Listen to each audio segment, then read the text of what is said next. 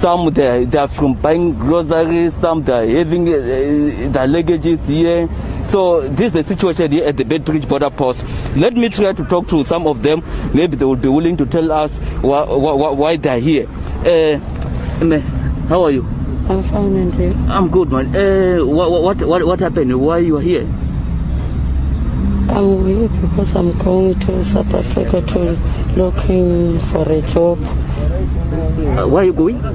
I want to go to South Africa to looking for a job. Oh, you are going to look for a job? Yes. Are you from Zimbabwe? Yes. Do you have your COVID-19 certificate? Last year, not this year. I was tested last year.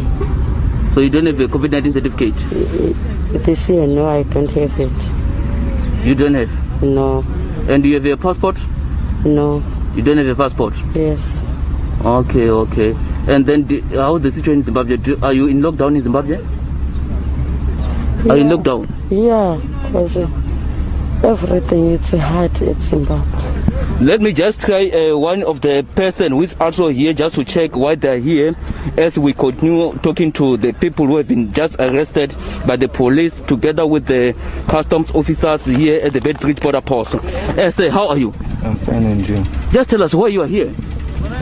We are here just because of that side there's no job, and some people, when you come this side, we get something to give our children in Zimbabwe.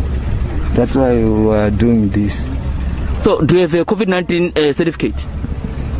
Yeah, COVID-19 certificate I have it, but I live it that side in Zimbabwe. Because you see, the way what I'm using, there's no need to use that certificate. I'm just jigga to come here. So you just jigga to come here? Yeah. So how do you jigga? Do you pay some people money to jigga? No, we don't have. We don't pay someone to come here. Like a Hellcat.